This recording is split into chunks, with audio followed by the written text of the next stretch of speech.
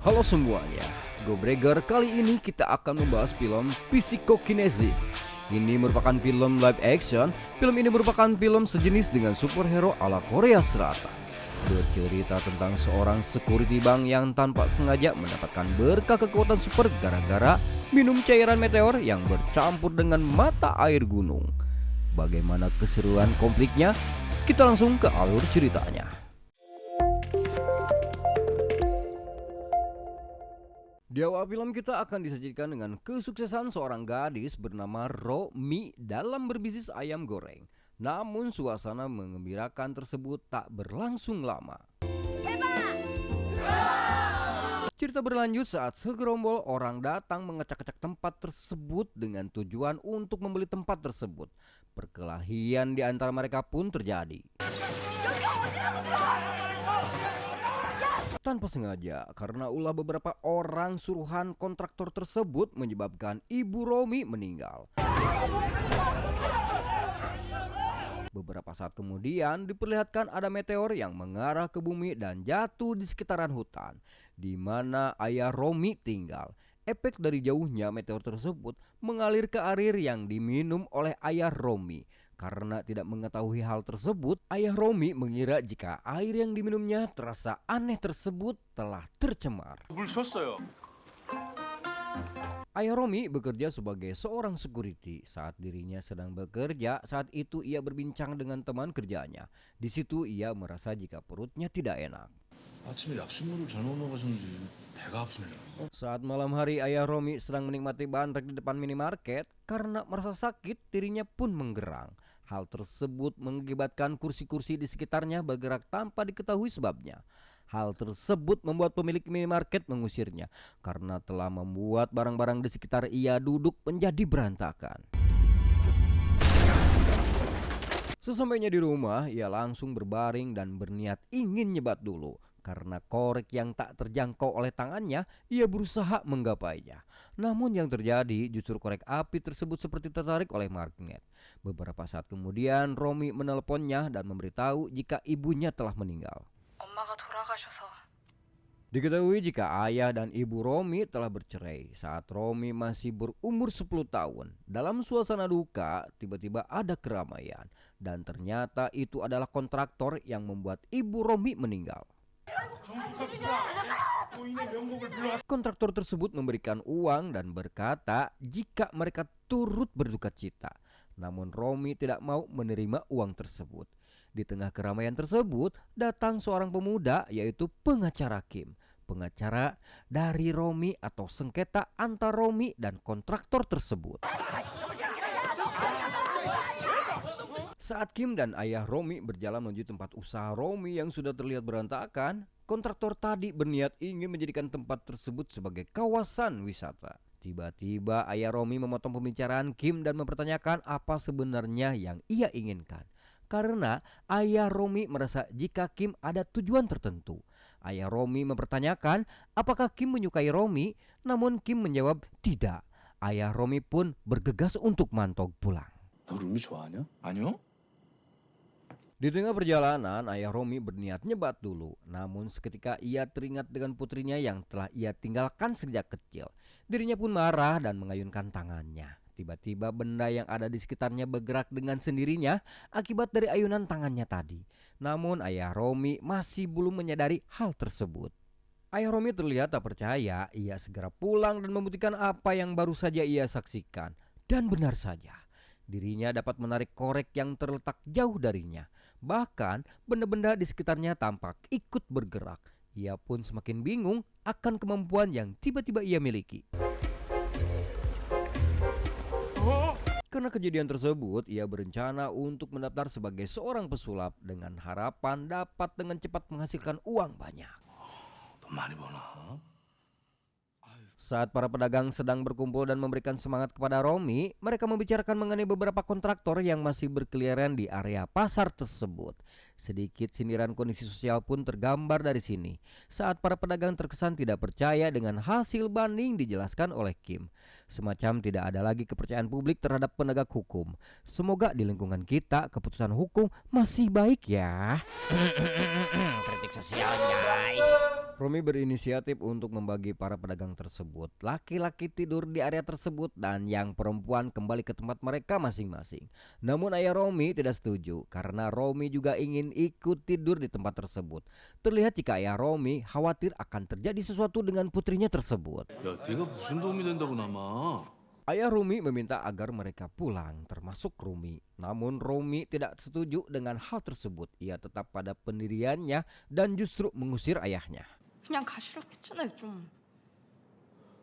Malam harinya, ayah Rumi mendaftar di sebuah klub malam untuk menampilkan sulap. Ayah Rumi pun membuktikan kemampuannya dan mengangkat asbak yang ada di hadapan bosnya. Di pasar terlihat jika ayah Romi sedang menunggu Romi. Sesaat kemudian Romi datang namun terlihat marah dan tidak mempedulikan ayahnya. Kemudian sang ayah menghampiri Romi untuk bicara empat mata. Ayah Romi bermaksud mengajak Romi untuk tinggal bersama dan berhenti membela pasar yang diinginkan oleh kontraktor tersebut. 아빠가 돈 벌 테니까 넌 공부하자. Ayah Romi memperlihatkan kekuatannya, namun terlihat jika Romi tidak begitu mempedulikannya. Yang ada justru Romi marah dan mengusir ayahnya. 그만하라고 했잖아요, 좀! Dengan sedih, ayah Romi pun meninggalkan pasar tersebut. Namun di tengah perjalanan, dirinya mengetahui jika si kontraktor dan komplotan sedang OTW menuju pasar. Para kontraktor itu pun sampai di tempat Romi. Mereka pun panik dan berusaha menghalau dengan barang-barang yang ada, karena secara jumlah mereka kalah. Pertahanan mereka pun dapat dengan mudah diterobos dan kontraktor itu terlihat sangat anarkis.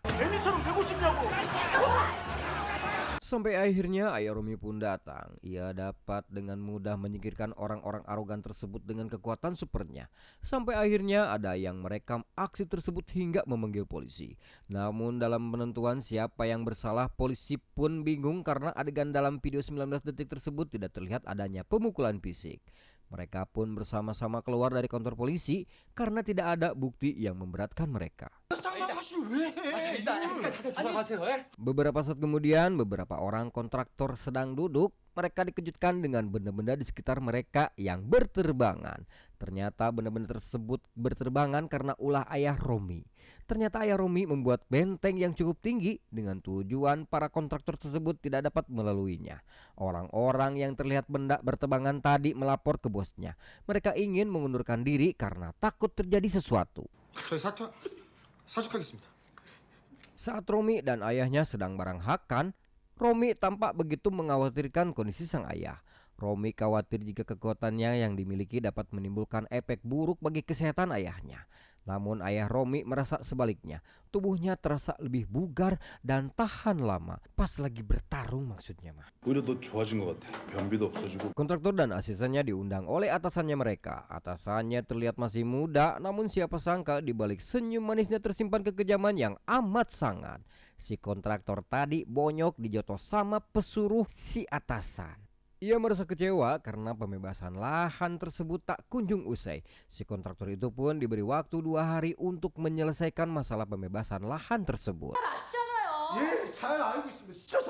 Di situ atasannya memerintahkan agar salah satu anak buah kontraktor untuk menyerahkan diri dan mengaku jika dirinya yang membunuh ibu dari Romi dan membuat seolah kantor si kontraktor bangkrut. Kemudian membuka kantor baru lagi. 어쩌면 거기 처리하는데 얼마나 걸려요?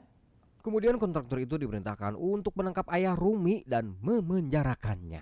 Ternyata mereka bekerja sama dengan pihak kepolisian. Bahkan mereka berencana untuk meratakan pasar yang ditempati oleh Romi dengan membawa anggota kepolisian. 그건 내가 파악하고 있었어요. 그 2개가 문제예요.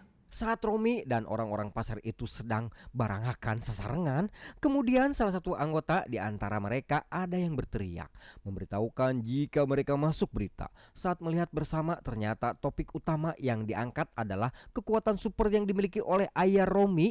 Media menyebutnya adalah Super B. Bekang. 영상으로 함께 보시죠. Televisi itu mengundang seorang direktur riset dan pertahanan nasional Korea. Mukanya sih emang tidak meyakinkan, bahkan menurutnya kekuatan alam yang dimiliki ayah Romi ditimbulkan karena adanya sebuah alat yang selalu dipegang oleh ayah Romi. Dari alat tersebut bisa membuat orang terpental. Karena ucapan ngelanturnya, orang-orang yang menonton menjadi tak percaya ayah Romi memiliki kekuatan. 있잖아요. 북한입니다. Saat siang hari, mereka melihat ada polisi yang datang. Polisi tersebut bermaksud untuk menjemput ayah Romi dan dibawa ke sel tahanan dengan alasan telah mencuri benda-benda kantor. Karena khawatir terjadi sesuatu, ayah Romi pun mengiyakan polisi tersebut. Romi pun menelepon Kim dan menceritakan jika ayahnya ditahan. 형사들이 아빠를 체포해 갔다고요. Skenario yang telah disusun ternyata dipahami oleh pengacara Kim. Dirinya telah berpikir hingga pada kondisi tersebut dan benar saja kecurigaan tim tersebut. Penampakan ayah Romi merupakan skenario yang disusun oleh atasan si kontraktor tadi. Kemudian Kim menelepon rekannya, memberitahu jika ada salah satu dari pekerja kontraktor tersebut menyerahkan diri dan mengakui dirinya yang membunuh ibu dari si Romi. 도망쳐요 다들. Puluhan hingga ratusan polisi menuju ke arah pasar hingga membuat panik para pedagang. Bahkan terlihat jika pihak kepolisian membawa alat berat.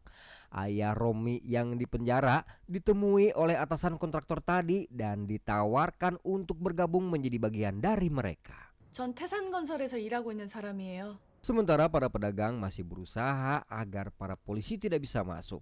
Dengan melemparkan api ke kumpulan polisi itu, kondisi semakin memanas dan hal tersebut terlihat oleh ayah Romi. Karena melihat kejadian tersebut membuat ayah Romi menjadi marah hingga membuat jeruji besi tersebut terbuka dengan sendirinya. Bahkan para polisi terpental. Belum sampai si atasan kontraktor itu masuk ke dalam mobil, ayah Romi tiba-tiba meloncat dari atas gedung dan membuat atasan kontraktor tersebut menjadi terpana. Tanpa banyak basa-basi, ayah Romi menghancurkan mobil milik atasan kontraktor tersebut dengan remasan tangannya. Setelah itu ayah Romi dengan mudah terbang. Meski dirinya belum begitu menguasai kemampuannya, dirinya gaspol agar cepat sampai di pasar.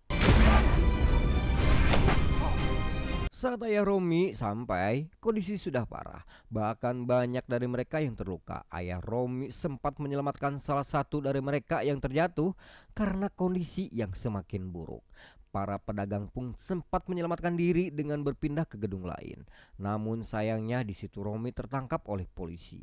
Namun sayangnya tali yang mengikat box kontainer tersebut terputus dan Romi terjatuh dan hampir saja modar. Untung saja sang ayah dengan gercepnya dan menyelamatkan Romi. Kedatangannya ayah Romi hanya bermaksud menolong. Setelah selesai ia pun menyerahkan diri ke polisi. Namun sebelum menyerahkan diri ia sempat memberikan bonus pukulan ke kontraktor itu, yang membuat kontraktor itu langsung semaput. Setelah ayah Romi selesai di masa tahanan selama 4 tahun, ayah Romi bebas dengan dijemput oleh pengacara Kim. Di dalam mobil, ayah Romi berbincang dengan Kim. Di awal cerita, Kim sempat mengatakan jika Kim tidak menyukai Romi. Namun di sini Kim menjelaskan jika Kim dan Romi telah menikah. Tentu ayah Romi kaget bukan kepalang, namun dirinya tidak marah. Pengacara Kim menceritakan jika proyek yang sempat ribut itu dibatalkan karena banyaknya korupsi internal yang terjadi. 여기 루미 씨네 가게 있던 데입니다. Saat malam hari ayah Romi telah sampai. Karena kesuksesan Romi, ayahnya pun terlihat bangga. Beberapa saat kemudian mereka pun saling tatap dan Romi tampak kaget akan kedatangan ayahnya. Ayah Romi pun ingin mencoba kekuatan kembali dengan teriakan. Ternyata kekuatan ajaib yang dimilikinya masih dapat dipergunakan. Tentu membuatnya sangat bahagia. Dan tiba-tiba film pun tamat. Pesan yang bisa kita ambil dari film ini adalah ketika Anda lapar, nya dahar tong curhat. Ketika Anda ingin molor, nya molor we tong pokok ngadoa. Bisi engke mimpi deluting Firaun kan aya tanagana geus dharma. Sakitunya panten saya Asep Bedog dan Ahli Gobrek melaporkan dari Awi Pari. Hatur nuhun, sampai berjumpa lagi di akhir cerita film berikutnya. Wassalam.